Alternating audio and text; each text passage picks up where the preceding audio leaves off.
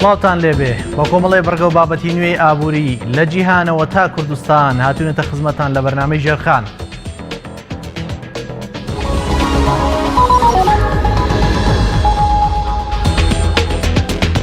هەواڵێک لە ئەمریکاوە جێگری سەرۆکی بانکی ناوەندی ویلایەتە یەکگرتووەکانی ئەمریکا ستانلی فیشەر دەستی لە کار کێشایەوە بە پێی ڕاگەیاندراوی کە لە بانکی ناوەندی ئەمریکا بڵاو کراوەتەوە نامەی دەست لە کارکێشانەوەی جێگری سەرۆکی بانکی ناوەندی پێشکەش بە سەرۆکی ئەمریکا دۆناڵد ترەمپ کراوە. فیشەر تەمەنی 73 ساڵە لە نامەی دەست لە کارکێشانەوەکەی ئاماژەی بەوە داوە لەبەر چەند هۆکارێکی کەسی دەستی لە کار کێشاوەتەوە. هاوکار لە ڕاگەیاندراوەکەدا ئاماژە بە وتەکانی سەرۆکی بانکی ناوەندی ئەمریکا جانێت یاڵین کراوە بەوای کە جەختی کردوێتەوە فیشەر خزمەتی زۆری کردووە و هاوکار بووە لە سەقامگیرکردنی باری دارایی وڵات و سیاسەتی پارەی ئەو بانکە.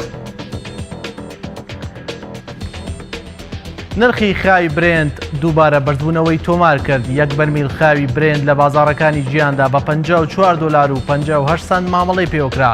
پێشەمە لە کاتی کردنەوەی بازاڕەکانی جیهان نرخی خاوی برێند بەرز بوویەوە، هەر بەرمیلێک بە $54 و 58 سنت مامەڵەی پێوەکرا. نەڕاوەستی مانگی نیسانی ڕابردوودا بەهۆیەوەی پاڵاوەکانی نەوت لە ویلایەتە یەکگرتووەکانی ئەمریکا گەڕاونەتەوە سەر ڕەوشی یاسایی خۆیان خواز لەسەر نەوت زیادی کردووە. نرخی یەک بەرمیل خاوی برێن لە کاتی کردنەوەی بازاڕەکانی جیهاندا بە $54 و 58 سنت مامەڵەی پێوەکرا. بە جۆرێک ڕۆژی پێشوو لە کاتی داخستنی بازاڕەکاندا نرخی یەک بەرمیل خاوی برێن گەشت بووە $54 و 20 سنت.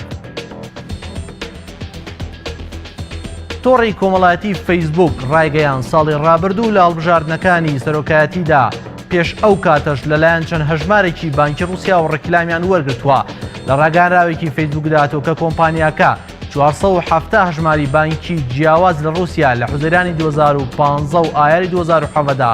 ڕێکلامیان وەرگرتووە بە بەهای $100,000. لە ڕاگەیاندراوەکەدا ئاماژە بەوە کراوە نزیکەی 3000 ڕێکلامیان ئەنجامیان داوە لە کاتێکدا ئایپی ئەدرەسی ئەمریکی و بە زمانی ڕووسی نزیکەی 2200 ڕێکلامی سیاسیان وەرگرتووە بە بەهای $50,000. لە ڕاگەیاندراوەکەداهاتەوە کە زۆربەی ڕێکلامەکان پەیوەندیان بەڵبژاردنەکانی سەرۆکایەتی ئەمریکاوە نەبووە، بەڵکو پەیوەندی بە ڕەگەزپەرستی و کۆچبەران و کۆنتڕۆڵی چەکەوە بووە لە ناو ئەمریکا.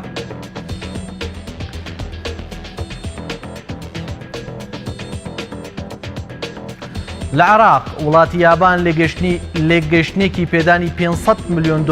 قەرزی لەگەڵ حکوومەتی عێراق واژوو کرد. بەگوێرە ڕاگەراوێکی باڵوێزخانەی یابان لەگەڵ عێراق لێگەشتنێکیان واژوو کردووە سەبارەت بە پێدانی $500 ملیۆن. ئەوەش لە چوارچێوەی ئەو هاریکاریانی حکوومەتی یاباندایە بە شێوەی زنجیرە پێشکەشی عێراقی دەکات. هەر بەگوێرەی ڕاگەیاندراوەکە ئامانجی ئەم قەرزەی وڵاتی یابان بۆ چاکسازی دارایی و باشکردنی دۆخی دارایی عێراقا. بەگوێرەی دواهەمین ئاماری سندوقی دراوی نێودەوڵەتی ڕێژەی کوردێنانی بودجە لە عێراق لە 14.6 و ڕێژەی قەرزەکانی لە چاو کۆبەرهەمی خۆماڵی GDP لە 66.9. دەینەوە هەرێمی کوردستان و هەواڵێک سەبارەت بە بانزینی ژەهراوی. بەڕێبەتی دەواازەی سنووری باشماق لە ڕاگەیاندراوێکدا ئاشکرای کرد هەفتەی ڕابردوو لە مەرزی باشماقدا 48 تەنکەری تری بانزینی کوالتی خراپ دەستی بەسەرا گیرا و دواتر ڕەوانی ئێران کرانەوە.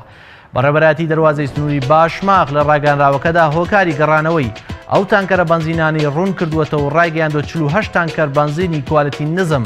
گەڕێنراوەتەوە خاکی ئێران و هۆکاری گەڕانەوەی ئەو تانکەرە بەنزینانە ئەوە بووە کە لە پشکنین دەرنەچوون و بەپێی ئەو کوالیتە نەبوون کە وەزارەتی سامانە فروشیەکان دیاری کردوون بۆ هاوردکردنی بانزین بۆ هەرێمی کوردستان. بەڵێ ئەمە هەواڵەکانی هەفتە بوون.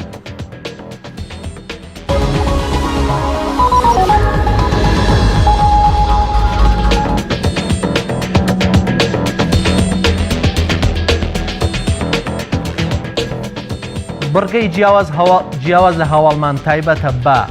بڕگەی شەڕی ئاو لە جیهانداواتە شەڕی جیهانی ئاو. بەدڵنیایەوە جەنگ لەم وڵاتە بەتایبەت لە ڕۆژهەڵاتی ناوەڕاست و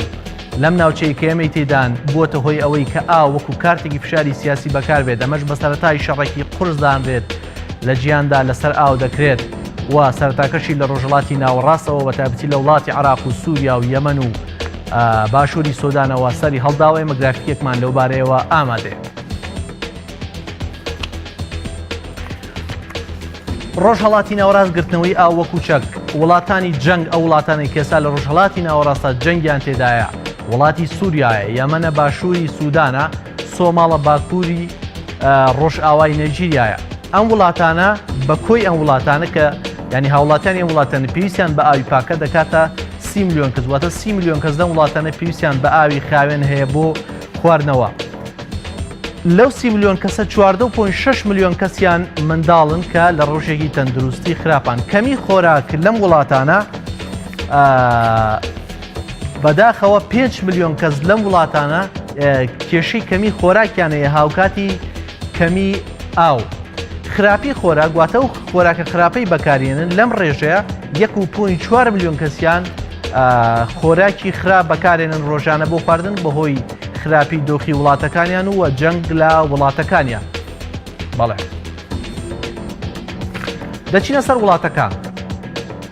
یەکەم وڵات عراق پێویستی بۆ ئاو 15 میلیۆن کەس پێویستی بە ئاوی خاوێن و تەندروست هەیە بۆی بخواتەوە. لە هەرێمی کوردستانیش هەرچەندە ئێستا لە هەرێمی کوردستان ڕێژەی ئاوی زۆرە، بەڵام بەشێک لە سەرچاوەکانی ئاومان ئێمە پاک نییە، وەک بینیمان پێشتر لە دەربەنیخان خۆپیشاندان کرا بەهۆی ئەوەی کە سەرچاوی ئاوی دەربەنیخان پاک نەبوو لەلایەن هاوڵاتەکان لە ناوڵاتیانە و شارەوە ببورن. لەم ڕێژەی لەواتە لەم 15 میلیۆن کەسە لە 6.4 میلیۆن کەسیان مناڵن، واتە ئەو مناڵانە پێویستیان بە ئاوی پاک و ئاوی خواردنەوە هەیە بۆی بەکاری بێن، بەڵام بەداخەوە ئاوی پاکیان دەست ناکەوێت. لە ساڵی 2016دا 30 جار لە عێراق کە چەند حاڵەتێک یەکەوێتە نێوان هەرێمی کوردستان و ئێران بەکارە هاتووە بۆ شەڕ، واتە لە میانەی شەڕە لایەن ناکۆکەکانی شەڕ 30 جار ئاویان وەکو فشار بۆ بەرامبەرەکانیان بەکارهێناوە، وەکو کارتێکی فشاری بەرامبەرەکانیان بەکارهێناوە کە یەکێکیان لە ئێران بوو بۆ هەرێمی کوردستان. ئەچینە وڵاتی دواتر،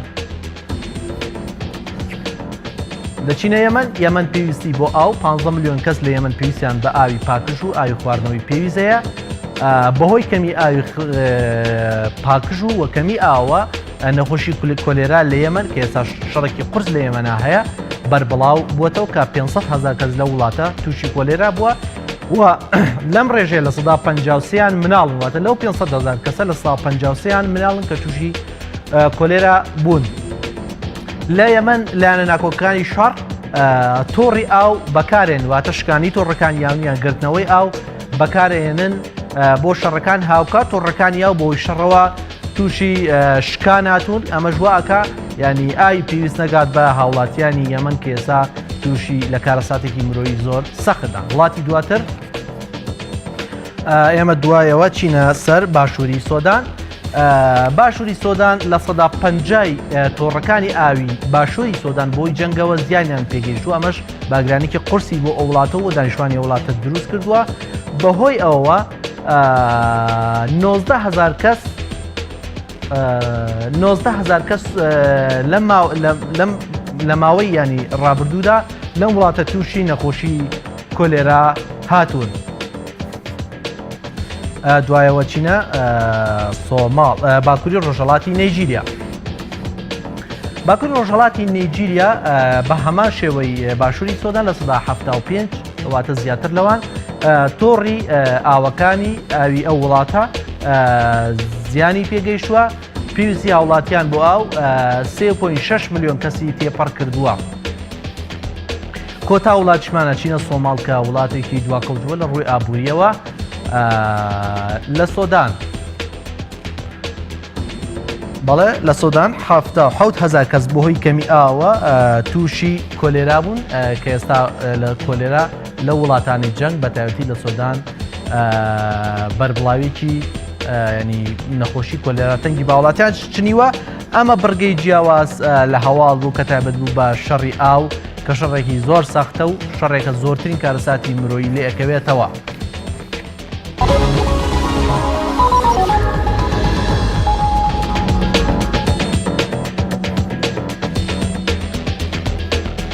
بەڵێ بەڕێزان تەوەری ئەم جارەمان تایبەت کردووە بە گەشت و گوزار بە پێی ئامارەکانی دەستەی گەشت و گوزاری هەرێمی کوردستان. ڕۆژانە ئێستا ئاستی گەشت و گوزار لە هەرێمی کوردستانە گەشتی کردووە 5 تا 10,000 هاوڵاتی لە خوار و ناوەڕاستی عێراقەوە سەردانی ناوچە گەشتیارەکانی هەرێمی کوردستانەکەن هاوکات لە ڕۆژهەڵاتی کوردستانیشەوە بە هەمان شێوە لە وڵاتانی ژیانیشەوە گەشتیارێکی زۆر ڕووی لە هەرێمی کوردستان کردو بە تایبەتی ئەمەش پاش ئەوەی شەڕی داعش لەسەر هەرێمی کوردستان نەما بارودۆخی ئابووری هەرێمی کوردستان بە دڵنیایەوە دوای شەڕ ئەوەی کە پێشبینی بەپێی بوتی بەرپرسانی حکوومەت پێشبینیەکرێ بەرەو باشتر بڕوەوە کەرتی گەشت و گوزاریش گەشەیەکی فراوان بەخۆیەوە ببینێ ئێمە گرافیەکمان ئامادەکرد و داتر میوانێکی زۆر بەڕێزمانەیە ئەو تێبێژی دەستەی گەشت و گوزار گفتوگۆی لەگەڵداکەین. ڕێژەی گەشتیاران لە ماوەی 6 مانگی ڕابردوودا واتە تا مانگی 6 ساڵ 1,470,000 گەشتیار هاتوونەتە هەرێمی کوردستان بەپێی ئامارەکانی دەستەی گەشت و گوزار ڕۆژانە 5 تا 10,000 گەشتیار واتە بەلایانی کەمەوە 5 بەلانی زۆرەوە 10,000 گەشتیار ڕوو لە هەرێمی کوردستانەکان بۆ جەژنی قوربانی ڕابردوو 213,000 گەشتیار ڕوویان لە هەرێمی کوردستان کردووە و بۆ ئەم جەژنە بە دڵنیایەوە بەڕێز نادڕۆستی و تێبێژی دەستەی گەشت و گوزار ئاماری دروستترمانەداتێ پێشبینەکرێت تا کۆتای 2007 و سەرەتای 2018 2,500,000 گەشتیار ڕوو لە هەرێمی کوردستان بکەن لە کاتێکدا ساڵی ڕابردوو ڕێژەی گەشتیار 1,600,000 گەشتیار بووە بە هیوامەوەی کە بەڕێز نادڕۆستی و تێبێژی دەستەی گەشت و گوزاری هەرێمی کوردستانم لەگەڵایە بە هیوامەوەی کە ئامارەکانم بە دروستی وتبێ بەڕێز نادڕۆستی خۆشحاڵم لە بەرنامەی ژێرخان گفتوگۆ لەگەڵ بەڕێستانەکەم پێم خۆشە دواهەمین ئامارەکانی ڕێژەیاتنی گەشتیاران پێشەکی بۆ بینەرانی ئێمە ڕوونکەیتەوە. بەڵێ سلااو بۆ بەڕێستان سلااو بۆ بینەرانتان بە دڵنیایەوە ئامارانەی باست کرد ئاماری دروستن ئێمە بەس لە 2017 وەندە ڕاستکەمەوە بەرنامەمانەوە بوو هەتا بگەینین بە 2 ملیۆن گەشتیار بەڵام بەپێی خوێنەوەکانی ئێستامان و ئامارە سەرەتاییەکان بە دەرکەوتووە کە ژمارەی گەشتیارن وەکو ئاماژەت پێدا لە 2 ملیۆن زیاتر دەبێت ئەوەی تریش بەنسبەت ئاماری هاتنی گەشتیاران لەم جەژنە ئاماری تەواو و دروست و کۆتاییم لە بەردەستان نییە بەڵام چاوەڕێ دەکرێت ئامارەکە زیاتر بێت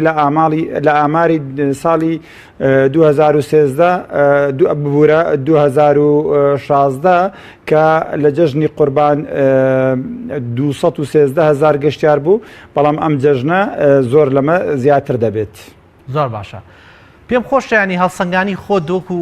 وتەبێژی دەستەی گەشت و گوزاری هەرێمی کوردستان بۆ گەشت و گوزاری هەرێمی کوردستان بکەی ئایا شتی دڵخۆشکەر هەیە ینی لەسەر کەرتی گەشت و گوزاری هەرێمی کوردستان کە چاوەڕێ بکرێم کەرتە بێتە کەرتێکی گرنگ؟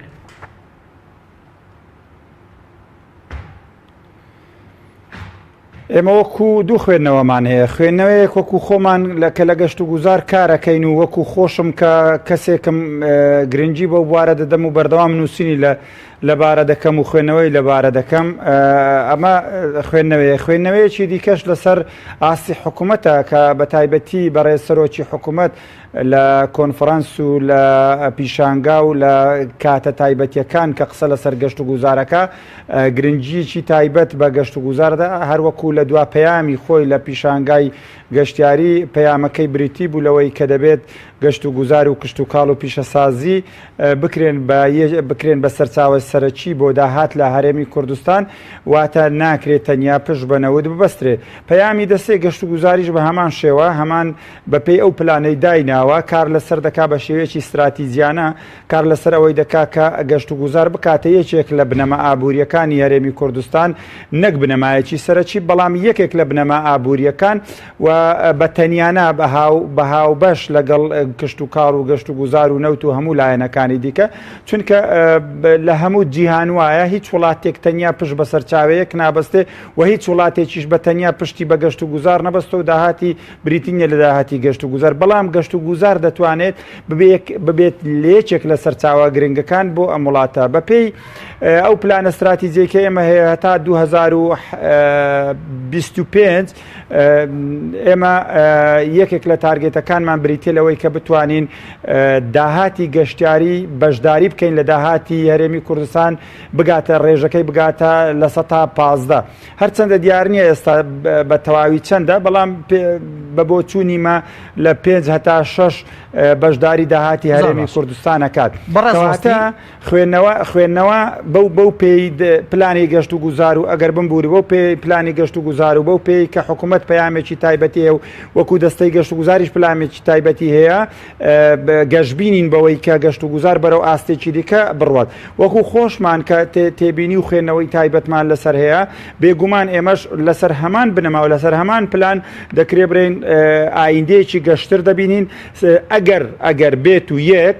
هیچ بارودۆخێکی نەخوازرا و ڕێگامان لێ نەگرێ هەروەکو لە ساڵی 2014 بە نەخوازراوی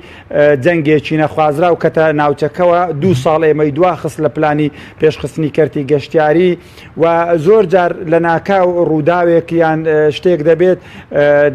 ڕێگری دەکات یان پلانەکان وەکو پێویست ناڕوا بەڕێوە چونکە لە هەموو لایەنەکان و هەموو ئەوانەی پەیوەندیان بە گەشت و گوزار و پێشخستنی بنەما ژێرخانی ئابووری هەرێمی کوردستان هەیە کە نەبنە هەماهەنگ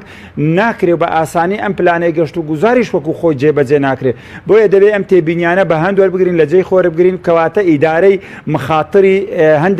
هەندێک لە لایەنی گەشت و گوزاریش بکەین کە ئەگەر بێت و ڕوبەڕووی هەندێک بابەتی نەخوازراو نەبینەوە بەڵێ بە دڵنیاییەوە گەشت و گوزار لە هەرێمی کوردستان دەچێتە قۆناغەچی دی ئەمە وەکو شتێکی نۆرمال بەڵام ئەگەر ببین بە دەوڵات ئەمە کە کاتێ دەبین بە دەوڵەت زۆر جیاوازتر دەبین لە ئێستاکە خوێندنەوەی زۆر تایبەت لە زۆر بواری تر کە تا ئێستا سوودمان لێوەرنەگرتووە کە تا ئێستا کۆسپ و تەگەرەنە لەسەر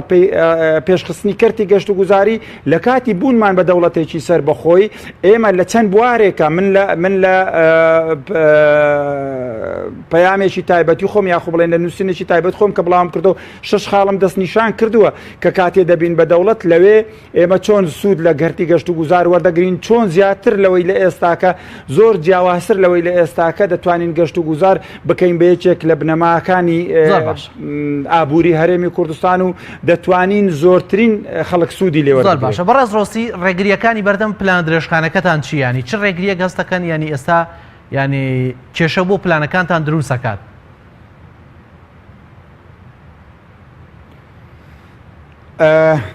کۆمەڵێک ڕێگری هەیە. ڕێگریە سەرەکیەکە بریتە لە هۆشیاری کۆمەڵایەتی لە ڕووی گەشتیاریەوە یعنی دوو هۆشیاریمانێ هۆشیارێکی کۆمەڵایەتی و هۆشیارێکی گەشتیاری. هۆشیاری کۆمەڵایەتی لە هەرێمی کوردستان ڕەنگە زۆر ناوچە و شوێن و دابوونەریت هەبێ بە ئاسانی ڕێپێنەدەن هەموو جۆرە چالاکیێکی گەشتیاری لە ناوچەکە بکرێت. ئەمە دەبێتە ڕێگر بۆ نمونە ڕەنگە هەندێک لەو چالاکیانە لە وڵاتانی دەوروبەرمان بکرێن بەڵام لە هەرێمی کوردستان نەکرێت. ئەمە ڕەنگە هەم کەلتور و هەم دابوونەریتە کۆمەڵایەتەکان لە ئێستای هەرێمی کوردستان وا بە ئاسانی ڕەنگە نەتوانین ڕێی پێنادەن. ئەمە یەک لەلایەکی دیکە هۆشیاری گەشتیاری ئەتاکو ئێستاکە وەکو پێویست لە هەرێمی کوردستان هۆشیاری گەشتیاری نەگەیشتۆتە ئاستێکی بەرز بۆ نمونە بەشێک لە هاوڵاتیان بەشێک لە سەرمایهداران بەشێک لە کارمەندانی شوێنە گەشتیاریەکان ڕەنگە مامەڵەیەکی تەواو لەگەر گەشتیار نەکەن ڕەنگە تێگەیشتنێکی تەواویان لەگەر ئابووری گەشتیاریدا نەبێت واتە گەشتیار بە سەرچاوەیەکی تەواوی داهاتی نازانن بۆ هەرێمی کوردستان کە تو کاتێک بە سەرچاوەی نەزانی ڕەنگە مامەڵەیەکی تەندروستیش لە کاتی ڕووبەڕووبوونەوە و لە کاتی پێشوازیکردنت لەگەر گەشتیاران نەکەی واتە زۆر جار لە هەندێک لە ئوتێل لە ڕیستۆرانت لە بازار لە ڕێگا گشتیەکان لە ناوچە گەشتیاریەکان لە گوندەکان لە ناوشار لە ڕێگای گشتی زۆر جار هاوڵاتیەک ڕەنگە زۆر بە چاوێکی خراپەوە سەیری گەشتیار بکات و ڕەنگە هەندێک جار لێرە و لەوێ تەنانەت کردەوەیەک بکات گەشتیارەکان نیگەران بکات کردەوەیەک بکات ببیتە مای ڕەوینەوەی گەشتیار دوای ئەوەی گەشت و گوزار ئەو هەموو هەوڵ و ماندیبوونەی دەدا ژمارە گەشتیاران بینیتە هەرێمی کوردستان و زیاد بکە بەڵام بە کردەوەیەکی کارمەندێکی ئوتێل کارمەندێکی ڕۆستۆران کارمەندێک لە بازارەکان گەشتیارەکە دەڕەوێتەوە کەواتە ئێمە ئەگەر هەرچەندە ژمارە گەشتیارانی زیاد بکەین بەڵام لە هەمان کاتە کۆمەڵێک کۆسپ و تەگەرە لەو سەر هەیە ئەمانە ڕووی داون بۆیە هۆشیاری گەشتیاری تێڕوانینێکی ئابوووریانە بۆ گەشتیار زۆر گرنگە. ئێمە گەشتیار دەبێ وای تێبگەین هەردەم گەشتیار لەسەر حەقە، بەڵام لە زۆر شوێن گەشتیار بە لەسەر حەق نازانین. هەر کاتێ پێداویستی خواستێکی هەیە بە نیوچاوانێکی گرش بە تووڕە بە دابوونەریچێکی نەخوازرا و ڕوبەڕووی دەبینەوە. قسەکەم گشتگیر نییە، دەڵێم هەندێک کەس وایە، هەندێک ناوچەوایە لە هەندێک شوێن وایە، بۆیە گەر ئەمانە ڕێگیری بکەن باشتر دەبین. ڕەنگە کێشەی تریشمان هەیە، بۆ نمونە لە هەندێک شوێن لە هەندێک ناوچە کێشەی ڕێگاوبانمان هەیە، کۆمەڵێک کێشەی دیکەمان هەیە، با دەرفەت بۆ توی. باش کێشێکی استراتیژی کە زۆر ئابووریناسان جەختی لەسەرکەن ئێستا کەرتی گەشت و گوزاری هەرێم زۆر پشتی بە ینی هێنانی گەشتیار لە عراقەوە بەس و تەناندا و گەشتیارە بیانیانەی کە ئێستا لە دێنە هەرێمی کوردستان بە گەشتیارکی مغامر یانی بە گەشتیارکی سەرکێشی ناوەبرێن چکە سیفەتی گەشتیاری لە هەرێمی کوردستانە زۆر لاوازە. خوێنەوەت بوو ئەمە چییە؟ نا بە پێچاوانەوە هەرێمی کوردستان خاوەنی بنەمای گەشتیاری زۆر باش و زۆر بەهێزە. ئێمە دەتوانین لە زۆر لایەنەوە سوود لە گەشتیاری وەربگرین. خۆشبەختانە لە هەندێک لایەن سوودمان لێوەرگرتووە، لە هەندێک لایەن سوودمان لێوەرنەگرتووە. پلانی استراتیژی دەستەی گەشت و گوزار وایە کە لە ئایندە سوود لەوانەش وەربگیرێ. بۆ نمونە گەر بە خێرایی باسکەین، سوود لە گەشت و گوزاری خۆشی و کات بەسەربردن وەرگیرە. ڕۆژانە لە هاوینە گەشتارێکی زۆر بۆ ئەمە بەستە ڕوو لە ناوچە فێنک و لە ناوچە ئاویەکان و شاخاویەکان و کەش و هەوا خۆشەکان دەکات و کاتی تێدا بەسەر دەبات. بەڵام بۆچی گەشتیاری ئەمریکی و ئەوروپیتان زۆر کەمە لە ناوچە ئاینەکان وەرنەگیراوە؟ زۆر باشە، بەڵام بۆچی گەشتیاری ئەمریکی ئەوروپی یانی ئەو گەشتیارانی لە دەرەوەی عراق و ینی زۆر کەمنە و گەشتیاران یەنە هەرێمی کوردستان؟ لەبەرەوەی کەمێن هەرێمی کوردستان بەشێکە لە عێراقیش بە ناوچەیەکی گەرم ناسراوە. لە ساڵی بڵێن 1970 بە 79 بەدواوە کە جەنجی لێ ڕوویدا لە پێشت ئەو جەنگەش کە لەگەڵ هەرێمی کوردستان بەردەوام لەگە شۆڕشەکانی کوردستان شەڕ بووە، لە ناوچەکە بەردەوام شەڕ هەبووە. هەرێمی کوردستان هەرێمێکی نائارام بووە بەهۆی زوڵمەکانی ڕژێمی عێراق، بەهۆی چاوسانەوەکان، بەهۆی تێکدانی گوندەکان، بەهۆی تێدانی ناوچە گەشتیاریەکان و جگەلەوەی کە مەرامیان هەندێک ناوچە بووە بۆ خودی سەرانی ئەو ڕژێمانە سوودی لێوەربگرن بە شێوەیەکی گشتی نەبوونەتەوەی کە گەشتیاری بیانی بۆ ڕابکێشن. لەگەر ئەوەش دواتر شەڕی ئێران، دواتر شەڕی کوێ، دواتر دیسا شەڕێکی دیکە شەڕی کەندا و یعنی عێراق بەردەوام بە ناوچەیەکی گەرم ناسراوە. لە هەر وڵاتێک ئێمە دەچین باسی گەشتیاری دەکەین، لە پیشانگاکان بەشدار دەبین، لە کۆنفرانسەکان بەشدار دەبین کە دەزانن ئێمە بەشێکین لە عێراق و دەزانن عێراقەوە نائارامە، گەشتەکانیان ڕەت دەکەن و کۆمپانیا ئامادەنیە گەشتیار بێنی، گەشتیار ئامادەنیە ناوچەکە بناسیێ، ئامادەنیە گەشت بۆ ناوچەکەی بکە. گەشتکردن دەبێت بۆ شوێنێک بێ ئارام بێ، پشوو هەبێ، جوانکاری هەبێ، پێشوازی هەبێ، میوانداری هەبێ. زۆر بەداخەوە ئەم ناوچەیە جگە لە هەرێمی کوردستان چەند ساڵێکە گرنگی بۆ بوارەی داوە، بەڵام بەردەوام لەگەر ئەمەشە لەژێر هەڕەشە و گوڕشەکانی بەغدا بووە، لەژێر هەڕەشە و گوڕشەکانی جیران بووە. ئێران ناوە بەناوە تۆباران دەکات، تورکیا ناوە بەناوە تۆباران دەکات، حکوومەتی عێراق ناوە بەناوە سەردەمی مالیکی. بەڵام لەگەڵەوەش خۆتان هەز ناکەن ینی گرنگیتان بە ناوچە گەشتیارەکان نەداوە؟ هەز ناکەن ینی خۆشتان ینی گرنگیتان بە ناوچە گەشتیارەکان زۆر کەم داوە؟ ناوچە گەشتیارەکانی هەرێمی کوردستان زۆر کەم ینی فەرامۆش کراوە. نانا دەکرێت ئەمە خاڵێک بی قسەی تایبەتی لەسەر بکەین، تێکەڵ نەکەین لەگەر خاڵەکەی دیکە. ئێمە ئەگەر بۆ نمونە ئەی بۆ ئەگەر ناوچەکان ئەوەندە فرامۆشن، بۆ شەپۆلی گەشتیارانی خوار و ناوەڕاستی عێراق و لە ئێرانەوە زۆر بە ڕێژەیەکی بەرز دێ، بەڵام ئەوانی ئەوروپا لە ئاسیوان نییە. بابەت ئەوە نییە، بابەت ئەوەیە کە باسی ئەوروپا و پرسیاری ئەوروپام و پرسیاری وڵاتانم لێ دەکەی، ناوچەکە لەبەرەوەی دوورە لەوان بردەوام هەواڵی جەنگێ لە ناوچەکە، بە ئاسانی متمانیان بە ناوچەکە نییە. ئەجینە ئێمە لە ئایندە تارگێتمان وایە یاخو برێن ئامانجمان وایە کە گەشتیاری بیانی زیادکەین. خۆشبەختانە ئەم ساڵ وەکو ساڵی یەکەم لە ساڵ 2017 لە سەرەتای مانجی 1 و 2 ئەوانە گەشتیاری بیانی زۆر بوو، ڕێژەکەی بەرز بووە، بەڕاستی ئەوە جێگای خۆشحاڵی بوو. چاوەڕێ دەکرێت بۆ ساڵانی داهاتوو ڕێژەکە بەرزتر بیتەوە. وە کاتێک چیش دەبین بە دەوڵەت، ئێمە ئەو متمانەیە بە تەواوی دەگۆڕدرێ، چونکو ناوچەیەکی ئارام دەبی، دەوڵەتێکی سەربەخۆ دەبی، کێشەی فیزی ویزت نابی آخر ئەمە لەبیر نەکەین تا ئێستاکە ئێمە کێشەی ویزەشمان هەیە کە بۆ گەشتیاری بیانی بە ئاسانی وەکو پێویست وەکو وڵاتێک ناتوانین زۆر بە ئاسانی ویزە بدەین بە هەموو کەسێک و بە هەموو گەشتارێک و هەموو جۆرە پێشوازیەکی لێ بکەین لەوەش ڕوبەڕووی هەندێک لە کێشەکان دەبینەوە و کێشەی ترمان هەیە ئێمە تاکو ئێستاکە نەمانتوانە لەگەڵ ڕێکخراوی گەشت و گوزاری جیهانی ببین بە ئەندام خۆ ئەگەر وڵات بین گەشت و گوزاری هەرێمی کوردستانیش دەبێ بە ئەندام کە تو دەبی بە ئەندام متمانەی نێودەوڵەتی زیاتر دەبی کۆمپانیاکانی جیهانی زیاتر پێ دەکەن دەتوانی لەوێ زیاتر بەشداری چالاکیەکان بکەی و گەشتیار ڕابچێش زۆر باشە و کاتێمان پێم خۆشە لەسەر داهاتی گەشتیاری قسە بکەین بەڕێز ڕۆسی ئێستا لە هەرێمی کوردستانە داهاتی گەشتیاری چەنە و لە ساچەنی بودجێ گشتی پێگەێنێ بە دڵنیاییەوە لە سەرەتای بەرنامەکە ئاماژەیەکی بچووکت پێیدا. بەڵێ داهاتی گەشتیاری کە دێ بۆ هەرێمی کوردستان پێی دەگوترێ داهاتی نیشتیمانی دابش دەبێت بۆ هەرێمی کوردستان بەسەر یەک ڕاستەوخۆ دێت بۆ دەستی هاوڵاتی ئەگەر دوکان ئەگەر دەشتگێڕە ئەگەر ئوتێل ئەگەر ڕیستۆرانتە ئەگەر کەرتی تایبەتە هەمووانە ڕاستەوخۆ سوود لە گەشتیار وەردەگرن و ڕۆژانە مامەڵە لەگەر کۆمپانیا و لەگەر گەشتیار دەکەن و بڕێک لە پارەکە دەستە ناو جیفانیان ڕاستەوخۆ بەشێکی دیکە دەگەڕێتەوە بۆ حکوومەت ئەوەی دەگەڕێتەوە بۆ حکوومەت چەند لە ڕێگایەکە لە ڕێگای باج کە وەزارەتی مالیە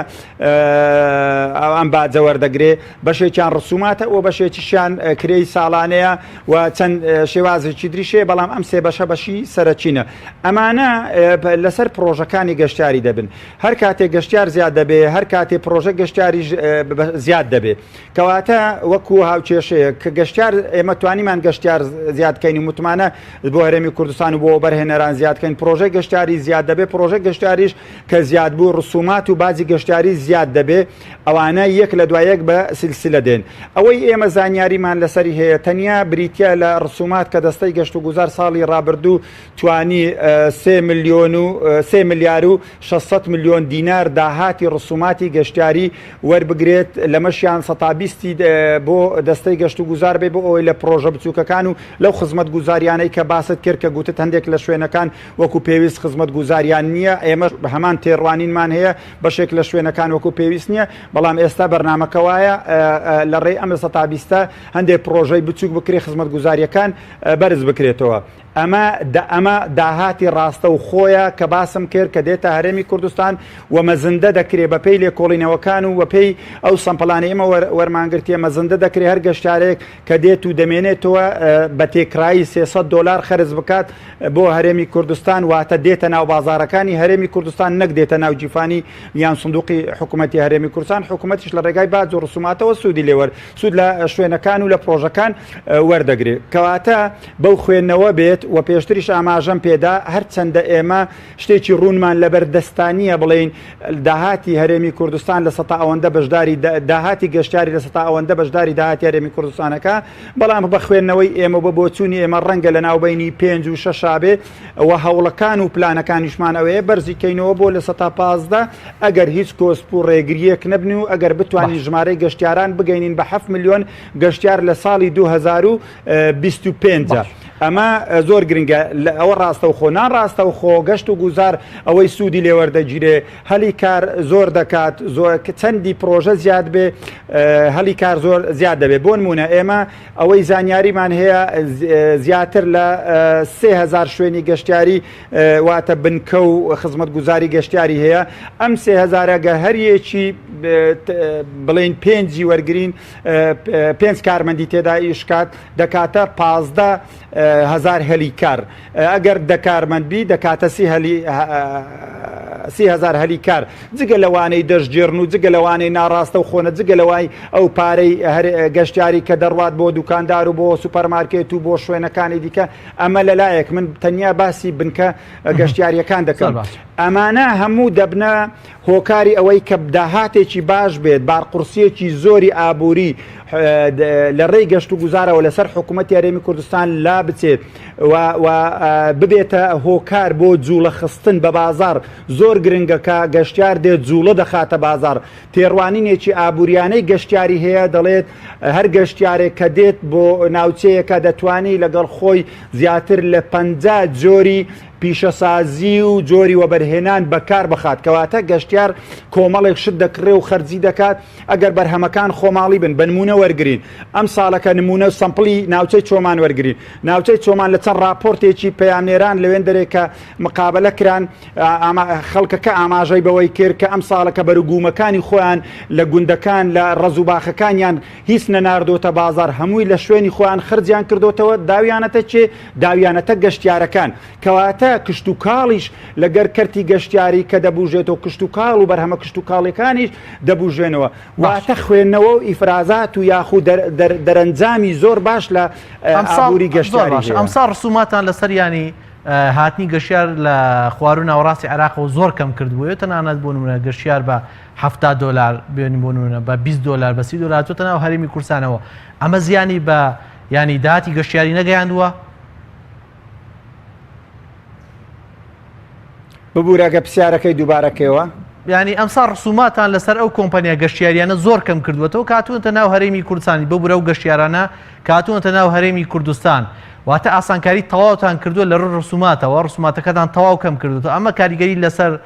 داهات نەکردووە ینی داهاتی گەشتیاری نەکردووە ئێمە بۆ ئەوەی زۆرترین گەشتیار بێتە هەرێمی کوردستان وەکو ئاماژەت پێدا بە بڕیارێکی تایبەت لەلایەن دەستەی گشتی گەشت و گوزار و وەزارەتی شارەوانی و گەشت و گوزارەوە بڕیار درا کە ئەو کۆمپانیانەی گەشتیار دێنن بۆ هەرێمی کوردستان تەنیا لە تەنیا 75,000 ڕسوماتی ساڵانەیان لێوەربگیرێت کە بە بەڵگە دەیسەلمێنن بەڵام ئەو کۆمپانیانی تەنیا وەزیفەیان کاریان ئەوەیە گەشتیار بۆ دەرەوەی هەرێمی کوردستان دەبن واتە داهاتی هەرێمی کوردستان بە نەوعێک لە نەوعەکان دەبەنە دەرەوە ئەوانە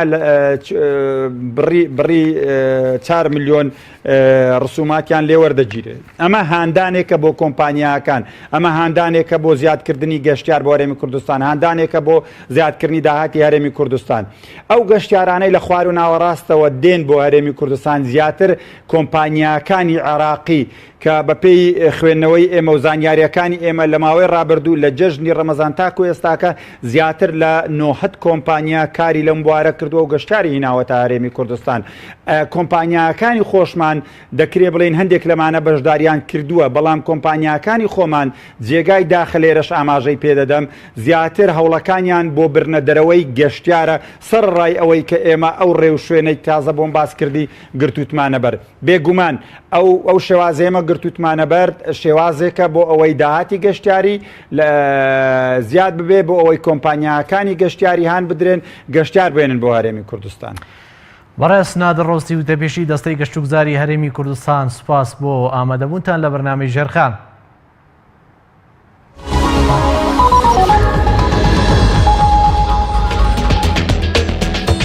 بەڵە بەرەزان دەرخستەی نرخی دۆلارمان بۆ هەفتەی ڕابردوو کە جەژن بوو ئامادەیە لە ڕۆژی سێشەمەوە دەست پێکردین کردنەوە نرخی دۆلار $100 ئەمریکی 125,900 دینار بووە نرخی بانکی ناوەندی بەجێگیری ماوەتەوە و ڕۆژی چوارشەمە نرخی کردنەوەی دۆلار نرخی کردنەوە لە بازاڕەکانە 125,900 دینار بووە نرخی بانکی ناوەندی 1,190 دینار بوو بەجێگیری ماوەتەوە قسنە ڕووی دۆلار 164,584,720 بووە و کۆتا ڕۆژی هەفتەش ڕۆژی پێنجشەمە بووە لەکردنەوەدا نرخی دۆلار 125,800 دینار بووە بانکی ناوەندی بەجێگیری ماوەتەوە و خستنە ڕووی دۆلار 162,555,255 بووە ئەمە دەرخستەی هەفتەی نرخی دۆلار بوو لە بازاڕەکانی کوردستان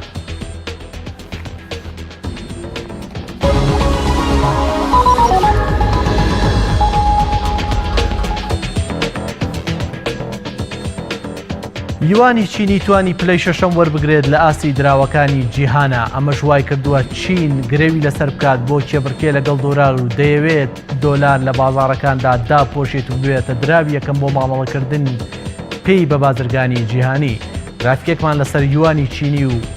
فراوانبوونەکانی ئامادەیە ڕیزبەندی یوانی چینی واتە دراوی فەرمی چینی شەشەمین ڕیزبەندی وەرگرتووە لە جیاندا حوتەمین واتە لە ڕیزبەندی جیانیە یوانی چینی شەشەمە و یەدەگی نێودەوڵەتی یوانی چینی حوتەمینەوەتە حوتەمین دراوە کە لە ڕووی یەدەگی نێودەوڵەتیەوە پشتی پێ بدرێ بەکارێنانی لە پرۆسی ئاڵوگۆڕا لە 101 وڵات یوانی چینی بەکارێت چۆن ئێستا دۆلار لە هەرێمی کوردستان بەکارێت بەو شێوەیەش یوان لە 101 وڵاتە بەکارێت پاکتاوکردنی مامەڵەکردن بە یوان لە 1900 دامەزراوەی دارایی جیهانی بەکارنێواتە لە جیانە 1900 دامەزراوە بۆ پاکتاوکردنی مامەڵەکانیان پشت بە تەنها بە یوانی چینی دەبەستن. بەڵێ چین گرەوی لەسەر یوانە لە ڕێگای چەند ڕێگایکە پاڵپشتی و ئەم گرەوە لە دۆلار بباتەوە. ڕێگاکانی پاڵپشتیکردن لە یوان یەکەم ئاڵوگۆڕی بازرگانی چین ئەوێت زۆرترین ئاڵوگۆڕی بازرگانی بە یوانەوە بکات بۆ ئەوی بێتە دراوێکی جیهانی کە لە جیانە ماوەڵی زیاتر پێوە بکرێ و زیاتر پشتی پێ و بەسرێ و بەهاکەی زیاتر بێ. لادانی مەرجە قرسەکانی سەردراوەکە بۆ ئەوەی لە ڕووی نێودەوڵەتیەوە ئاسانکاری بۆ هەموو کەسێک بکرێ کە یوان بەکاربێنێ مەرجە قورسەکانیان لەسەر دراوەکە لا بردووە. هۆنگ کۆنگی پایتەختی چین ڕۆڵی گەورەی ئەبێت لە کە سنتەرێکی بازرگانی گرنگە ڕۆڵی گەورەی ئەبێت لە گەشەپێدانی یوانگی چینی.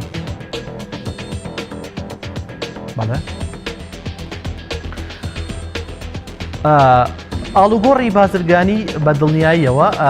وەکو پێشتر باسمان کرد ئەیانەوێ ئەنی چین ئەوێ ڕاکێشانی تایبەت لە بانکی نێودەوڵەتی بە یوانی چینی بێ و هاوکات مامەڵەکردن بە یوانی چینی لەو ڕێگەیواتە یوانی چینی زۆرتر ڕاکێشێت لە بانکی نێودەوڵەتی و هاوکات یوان بەشداری کردووە لە تەکنەلۆژیای دارایی فینیش بەشداری کردووە لەو تەکنەلۆژیا واتە ئاڵوگۆڕکردنی پارە لە ڕێگەی بە ڕێگەی ئەلکترۆنی یوان ئێستا یەکێکە لەو دراوانی لەم ڕێگەیشەوە کاری لەسەر ئەکرێت. بەڵێ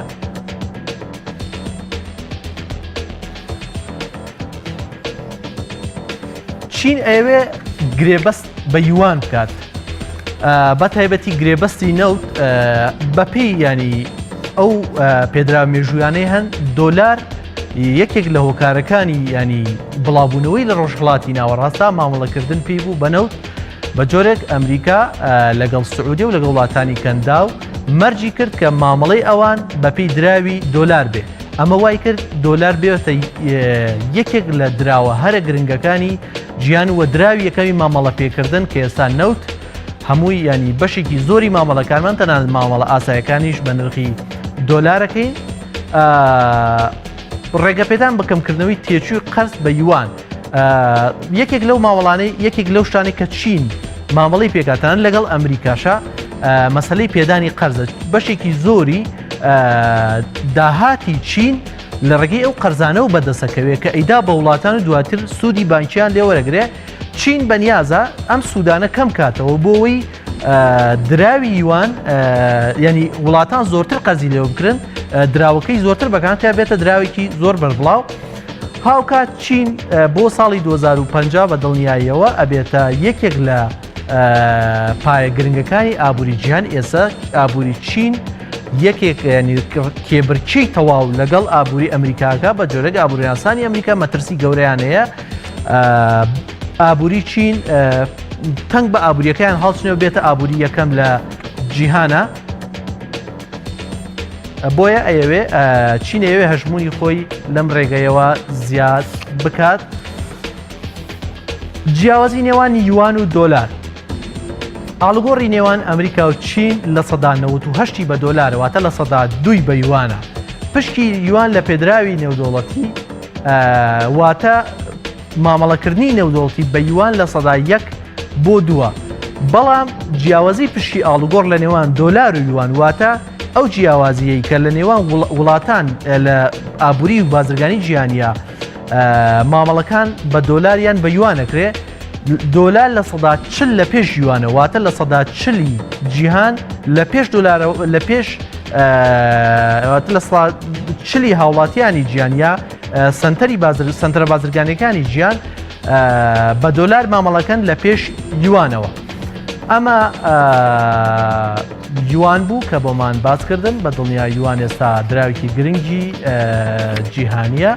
و پێشبینیش ئەوە ئەکرێت یوان بۆ ساڵی 2050 بێتە دراوێکی زۆر گرنگ چونکە پێشبینی ئەوە هەیە ئابووری چین بۆ ساڵی 2050 بێتە یەکەم ئابووری جیهان و پێش ئابووری ئەمریکا بداتەوە هاوکات هیندستانی ژێکێکە لە وڵاتانەی کە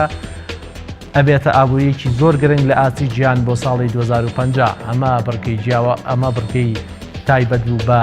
یوان و پێشبینیەکان بۆ دراوی یوان.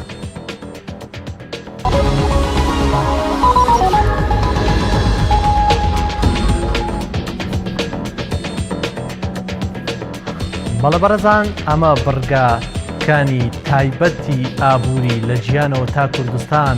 لە بەرنامەی ژێرخان پێشکەشتان کرا تا بەرنامەیەکی تر خواتان لەگەڵ و کوردستانمان هەر ئاوەدان بێت.